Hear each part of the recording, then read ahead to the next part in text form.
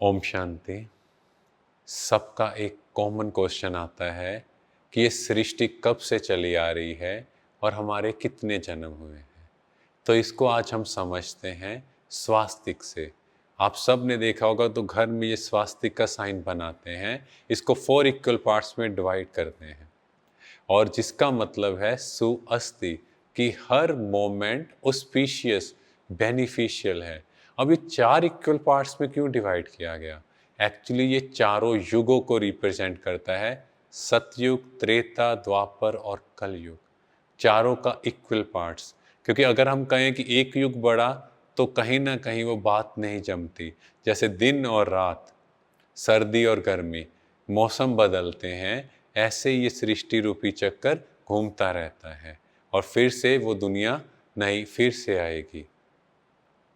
तो अगर हम देखें तो इस दुनिया की बिगनिंग कहाँ से हुई? सत्ययुग। हम सब ने सुना कि एक ऐसी भी दुनिया थी जहाँ सत्य की जीत थी, जहाँ सत्य ही सत्य था, जहाँ झूठ नहीं था, जहाँ कोई डॉक्टर, वकील, हॉस्पिटल कुछ नहीं थे। ऐसी दुनिया के मालिक थे हम लोग, जहाँ श्री लक्ष्मी और श्री नारायण का राज्य था। वहाँ पर हमारे 8 जन्म 1250 वर्ष में, एवरेज एज 150 वर्ष। तो इस तरह से हम इस सोने की दुनिया में, तो ऐसी दुनिया के हम मालिक थे। भारत को यहाँ सोने की चिड़िया कहा जाता था। तो सतयुग देखें तो हम इस तरह देने वाले, त्रेता में भी हम देने वाले। अब हम चलते हैं दुनिया के उस भाग की ओर जहाँ पर हमने मांगना शुरू किया, जहाँ आत्मा में विकारों की प्रवेशता हुई, जिसको कहा गया द्वापर युग, जहाँ 2 पुर, धर्म सत्ता और अलग हुई, श्री लक्ष्मी नारायण और श्री राम। अब हम चलते हैं इस सृष्टि के तीसरे पहर की ओर, जहाँ पर विकारों की प्रवेशता हुई, जहाँ पर मांगने का संस्कार पैदा हुआ, जहाँ पर भक्ति की स्टार्टिंग हुई। तो इसका नाम है द्वापर युग, जिसका मतलब है 2 पुर, जहाँ धर्म सत्ता और राज्य सत्ता दोनों अलग हो गए। धर्म गुरु अलग चला और राजा अलग, माना राजा को एक धर्म गुरु रखना पड़ा फॉर सजेशन कि धर्म क्या कहता है। सतयुग त्रेता में श्री लक्ष्मी नारायण और श्री राम सीता, तो वहाँ पर वो खुद ही इतने परफेक्ट हैं कि किसी से सजेशन की ज़रूरत नहीं।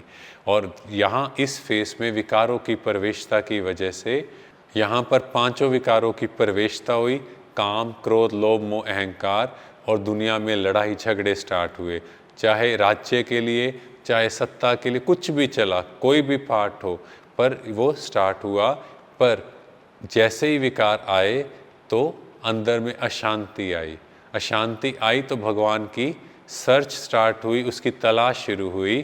तो इसीलिए यहाँ पर भक्ति की स्टार्टिंग हुई। सबसे पहला मंदिर सोमनाथ का बना, शिव का। उस मंदिर के बाद फिर धीरे धीरे श्री लक्ष्मी नारायण, श्री राम सीता, धीरे धीरे मंदिर बढ़ते गए।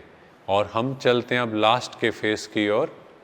यहाँ पर हमारी 8 कलाएँ, और यहाँ पर हमारे जन्म भी 21 हो गए, क्योंकि जैसे जैसे आत्मा की बैटरी डिस्चार्ज होती गई, उसकी एज कम होती गई इस शरीर रूपी कपड़े की।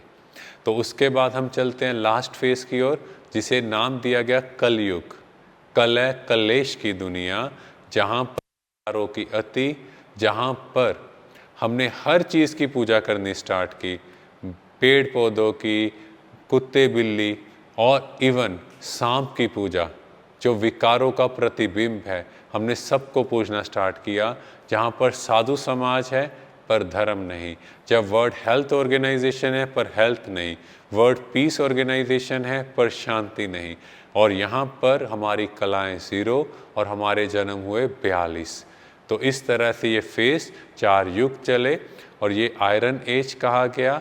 यहाँ पर ही संगम युग आया, जब भगवान स्वयं आए, जिसका गीता में वर्णन है, और आकर उन्होंने हम मनुष्य आत्माओं को सुधारना स्टार्ट किया, हमें मनुष्य से देवता बनाने का कार्य स्टार्ट किया। और इस युग को नाम दिया गया ऑस्पिशियस कॉन्फ्लुएंस एज, पुरुषोत्तम संगम युग, जहाँ आत्मा हीरे जैसा बन रही है, इसीलिए इसे नाम दिया गया डायमंड एज। तो यहाँ से हम आत्माएं बदल कर वापिस अपने घर की ओर जाएंगी। Thank you. ओम शांति।